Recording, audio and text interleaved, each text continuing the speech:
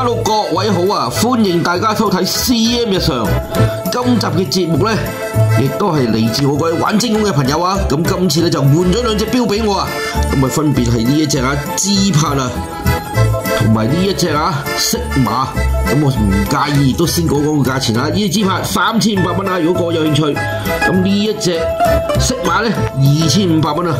咁今集嘅節目嘅 topic 就係靚錶季麗精選。咁點解叫季麗呢？咁其實今次介紹嘅錶呢，就比較喺我啲片嚟講呢，就比較今次所介紹嘅錶比較季麗少少啊。咁亦都係每次換唔同嘅 topic 啊，就唔好意思成日講死一個話題嘅，係咪先？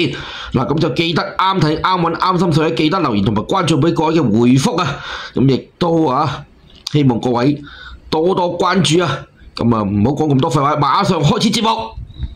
喂 ，CM 日常頻道又同大家見面啦！嗱，記得點讚同埋訂閱，多謝各位支持。嗱，咁相信各位亦都係比較留意呢一隻色馬錶啊，因為佢玩咗幾個堅力喺度啊。各位係咪俾我猜中咗呢？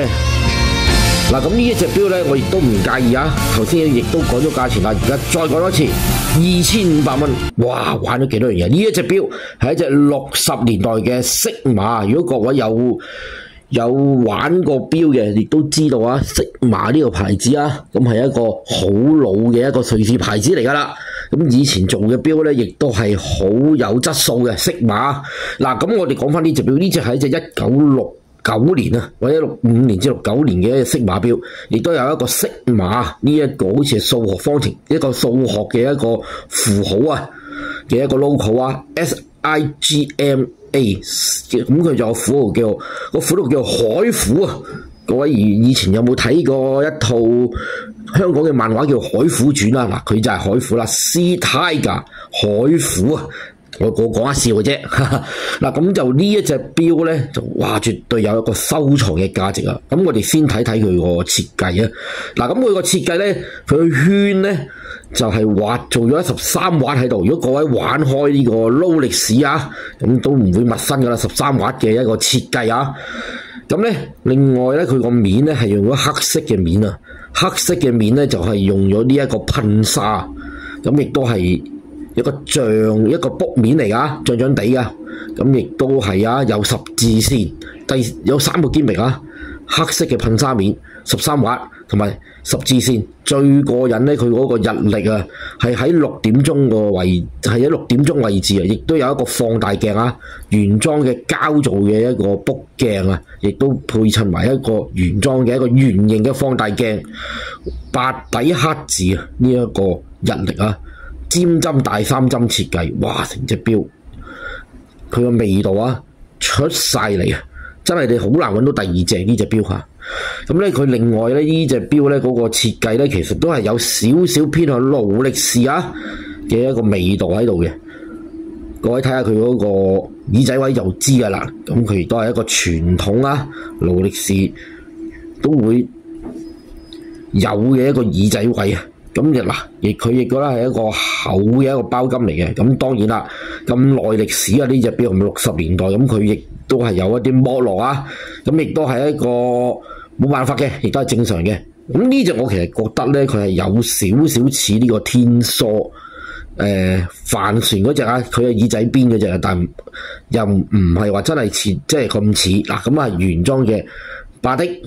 咁佢呢個點解原裝呢？因為其實呢個巴的佢呢個剝落嘅程度亦都反映翻係同時期噶啦。咁呢個係一個舊的嚟嘅，咁亦都係一個呢個係一個叫八卦底咁佢好似八卦咁樣開嘅，咁佢呢個叫八卦底嗱，咁我哋就睇睇佢嗰個 size 啊。咁佢 size 呢，唔好意思頭先喐一喐，34至35mm。嗱，34至35mm咁甩條甩係42mm厚薄度11.5mm。嗱，咁呢一隻錶咧，佢嗰個校嗰個日曆咧，其實咧係有啲佢係冇快推日曆嚟嘅，佢係慢推嚟嘅，咁係24小時日曆。咁點解我會講下佢嘅日曆咧？嗱，佢而家跳咗一日啦。咁我就唔教啦，因為咧倒後隻錶咧其實對隻錶咧就唔係咁好嘅，倒後隔近時間啦，對隻錶唔係咁好嘅。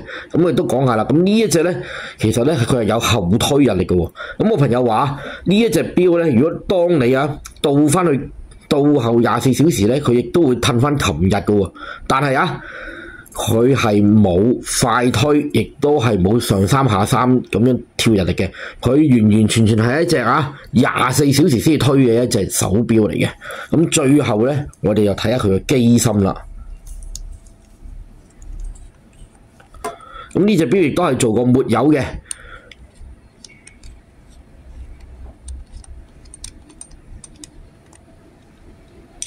哇！各位見唔見到啊？呢一隻老虎咁佢就係海虎嘅一個印記呢個款號亦都寫咗呢個Sigma Watch 咁個海虎嘅隻老虎咁俾各位睇睇。哎呀嗱，見唔見到？咁佢係釘擺嚟喎，釘擺嚟咁呢份機芯咁呢一份係一份唔錯嘅一份機芯嚟嘅，咁係21石嘅。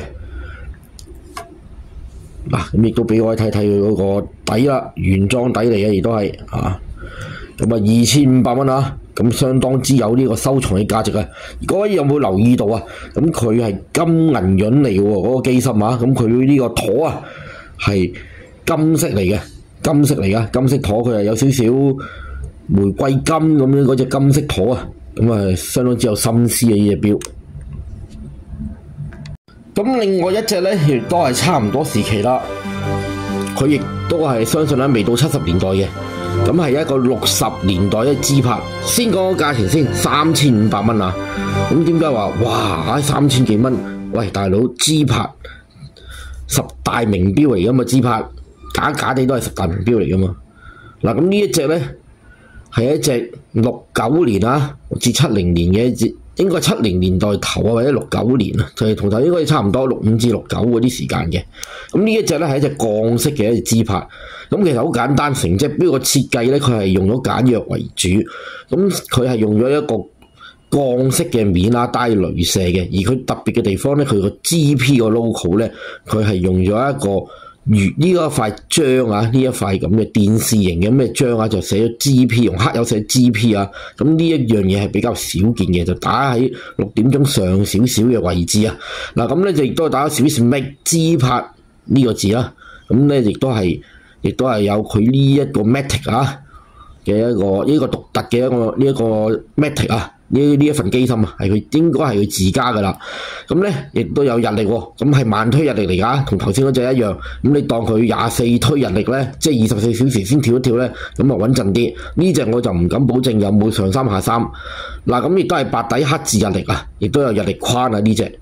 咁咧佢最貴咧12小時刻度咧，佢係用咗呢一個烏鷹字咁頭先嗰隻咧我就冇講12小時刻度喎，點解咧？因為佢做咗個圈嗰度係13瓦，佢做咗個圈嗰度咁所以亦都係唔需要講。但係呢一隻就要講啦，咁佢係用咗烏鷹字咁如果我朋友話，其實咧就唔敢肯定會唔會有冇機會係 K 金字釘咧？